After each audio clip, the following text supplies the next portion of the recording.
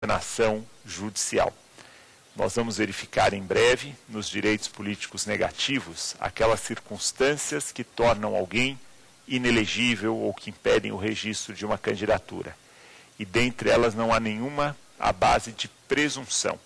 É um cuidado realmente que temos que observar, e tanto para que não se ingresse com crime organizado dentro dos poderes da República, como também para que aqueles que já estão exercendo os seus mandatos não sejam corrompidos pelo crime organizado, que sabemos movimenta muito dinheiro também. Mas não há ainda hoje um elemento legal ou constitucional que impeça essa pessoa de concorrer, salvo se já for atestado pelo judiciário, daí o devido processo legal, que aquela pessoa efetivamente não preenche os requisitos morais necessários para ser um representante popular. Ok? Então, estamos aqui dentro dessa questão pertinente ao sufrágio. Quem é que pode se alistar como eleitor? E como é que se exerce o sufrágio? Na questão do sufrágio, nós verificamos ainda que o instrumento voto, o instrumento certamente mais importante do sufrágio, é personalíssimo. O voto é personalíssimo. Não se admite voto por procuração. Só quem pode efetivamente votar é o eleitor. Fazemos quase tudo por procuração, mas não podemos votar. Voto é personalíssimo. Um outro fundamento muito importante que nós temos aqui é o princípio do um homem, um voto, ou uma pessoa, um voto. É o voto com valor igual para todos. Voto com valor igual para todos. Já tivemos, em outros períodos, sistemas eleitorais por meio dos quais, de acordo com a renda, o voto da pessoa valia mais pontos, de acordo com o seu patrimônio. O chefe de uma família mais numerosa, o voto dele, ele votava pela família, votava pela mulher, votava pelos filhos, o voto dele tinha um valor mais elevado. Hoje não. Cada pessoa, um voto. Cada pessoa, um voto. O artigo 14 também nos traz que o voto é direto. Voto direto. No sentido de que não temos mais, como regra ordinária, o chamado colégio eleitoral. Como é que foi eleito o primeiro presidente da abertura política no país? O presidente Tancredo Neves, que veio a falecer, foi sucedido pelo presidente José Sarney. Ele foi eleito por um colégio eleitoral. O voto era indireto. E tivemos um movimento muito grande no país, que foi a época das diretas já, um movimento que contagiou milhões e milhões de pessoas pelo país, e que, embora não tenha produzido efeitos imediatos, acabou levando a uma emenda, a emenda constitucional 26, que trouxe a abertura política. Tivemos ali eleição indireta. Acabou sendo eleito um presidente de oposição, um presidente civil, o presidente Tancredo Neves, dentro de um colégio eleitoral, vale dizer. Não era o povo que elegia o presidente. Era um colégio eleitoral composto por deputados, senadores, alguns parlamentares, como chamavam, biônicos, escolhidos pelo próprio regime militar. Com a evolução, obtivemos aí a eleição direta, constitucionalizada hoje. Há apenas uma hipótese na nossa Constituição de eleição indireta. É uma hipótese que está no artigo 81 da Constituição Federal. Caso haja impedimento do presidente e do vice-presidente da República, caso haja impedimento do presidente e do vice-presidente da República, nos 2 últimos anos dos seus mandatos, ambos impedidos nos 2 últimos anos do mandato. O artigo 81 da Constituição Federal determina que, nessa hipótese, sejam realizadas eleições indiretas para presidente e vice-presidente da República. Se o impedimento é só do presidente, o vice assume. Se o impedimento é só do vice, o presidente continua exercendo seu mandato. Mas se ocorre impedimento de ambos, seja por causas naturais ou por processo de impeachment, nos 2 últimos anos do mandato, a eleição é indireta. Quem escolhe o presidente que vai cumprir, presidente e vice, que vai cumprir ou que vão cumprir o restante do mandato, é o Congresso Nacional.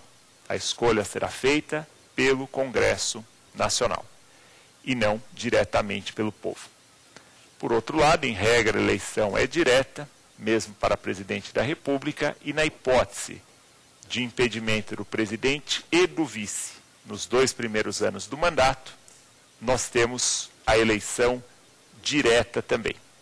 Se o impedimento se der nos 2 últimos anos do mandato, eleição direta, e essa eleição direta vai escolher aquela pessoa que cumprirá o restante do mandato. Temos também na Constituição que o voto é secreto. Qual é o fundamento do voto secreto? O voto ele é secreto para impedir a coação, para que o eleitor não seja pressionado, e também para impedir o suborno. A ideia do voto secreto é essa: impedir a coação, impedir o suborno. Infelizmente, nós verificamos que o voto não é tão secreto assim, porque o título eleitoral ele acaba identificando a seção do eleitor.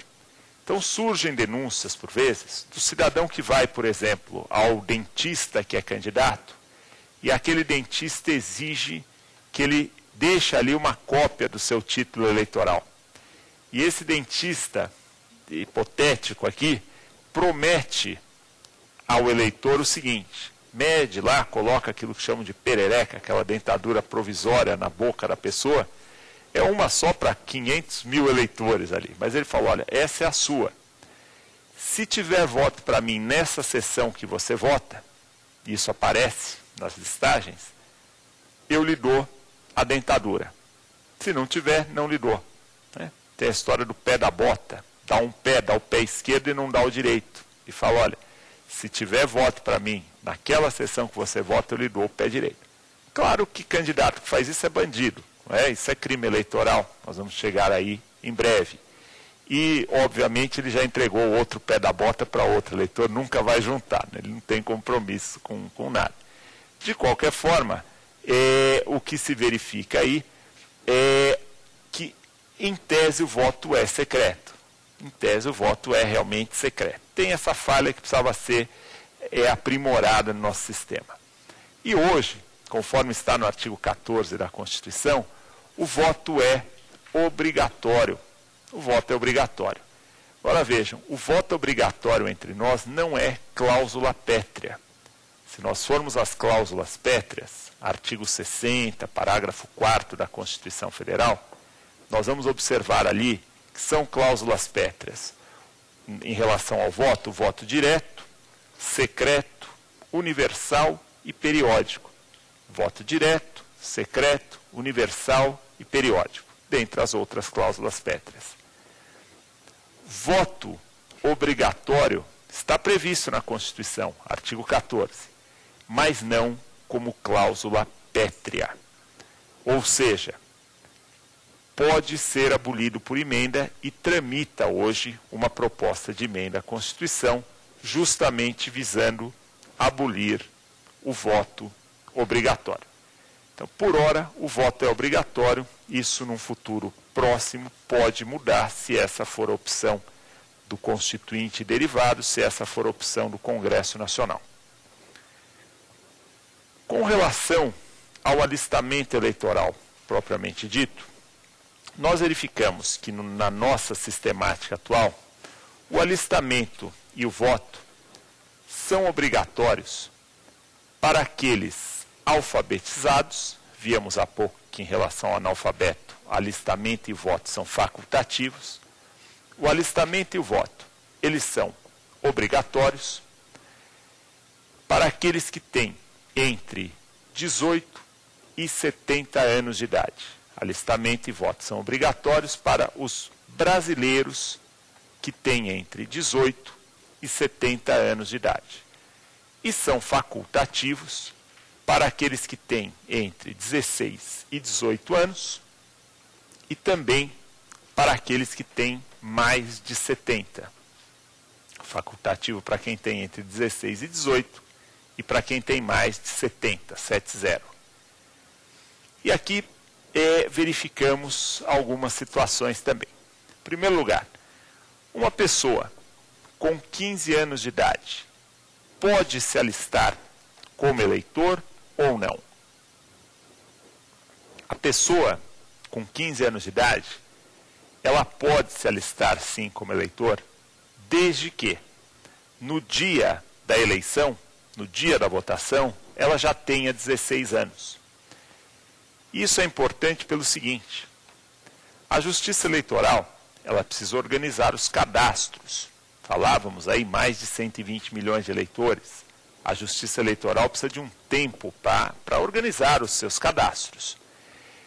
Por isso, 150 dias antes das eleições, a partir de 150 dias antes das eleições, não se pode fazer nem inscrição, nem tampouco transferência eleitoral. Desde 150 dias antes das eleições, não se pode fazer nem inscrição, nem transferência de eleitor. Aquelas pessoas que completam 16 anos de idade, nesse prazo, nesses 150 dias anteriores às eleições, elas podem se cadastrar quando ainda tem 15 anos. O sujeito que fez 15 anos, por exemplo, no mês de agosto de 2008, ele pode se cadastrar como eleitor, pôde se cadastrar como eleitor antes dos 150 dias que antecedem as eleições. Ele fazia aniversário, ele fazia 16 anos, justamente dentro do prazo de 150 dias. Por isso, admitiu-se que ele lá atrás, no começo do ano mesmo, já se inscrevesse como eleitor, para poder participar na eleição de outubro. Então estamos observando o seguinte: para aqueles que têm entre 16 e 18 anos, no dia da eleição, a inscrição e o voto, o alistamento e o voto são facultativos. Para os alfabetizados que têm entre 18 e 70, alistamento e voto obrigatório. E para os que têm mais de 70 anos, voto facultativo. Há ainda na legislação eleitoral, sobretudo no artigo 6º, regras que visam facilitar questões até de dignidade da pessoa humana, a situação dos inválidos e dos enfermos. Aquele que está doente no dia das eleições, ele vai ter que justificar, mas ele não é obrigado a votar. Não é obrigado a votar.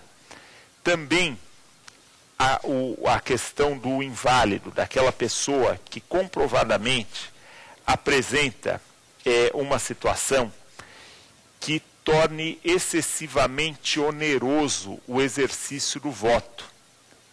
Essa pessoa cuja situação torna excessivamente oneroso o exercício do voto, ela pode obter uma certidão da Justiça Eleitoral dando-lhe quitação por prazo indeterminado. Quitação por prazo indeterminado. Até porque essa pessoa, caso tenha que receber aí um benefício previdenciário, salário do setor público, fazer uma inscrição numa instituição de ensino, tirar passaporte, sem a regularidade eleitoral, essa pessoa não consegue um encaminhamento normal da sua vida civil. Há uma série de restrições previstas no próprio Código Eleitoral, sobretudo no artigo 7º do Código Eleitoral. Essa pessoa sofre uma série de restrições. Não tira passaporte, não recebe salário do setor público, não se inscreve em concurso, dentre outras restrições. Não se inscreve em instituição oficial de ensino. Por isso, se a pessoa apresenta uma condição que torna o exercício do voto excessivamente oneroso, ela terá direito a essa certidão com prazo indeterminado. Isso que eu estou falando para os colegas está na resolução do Tribunal Superior Eleitoral, número 21.920 de 2004. Resolução 21.920 de 2004. Quando pensamos aqui em pedido de alistamento do eleitor, estamos diante de uma série de atos. O primeiro ato é o ato da qualificação, o eleitor se qualifica, ele informa os seus dados, e em seguida vem a própria inscrição. E aqui surgem problemas. Em primeiro lugar, declaração falsa para fins eleitorais caracteriza crime.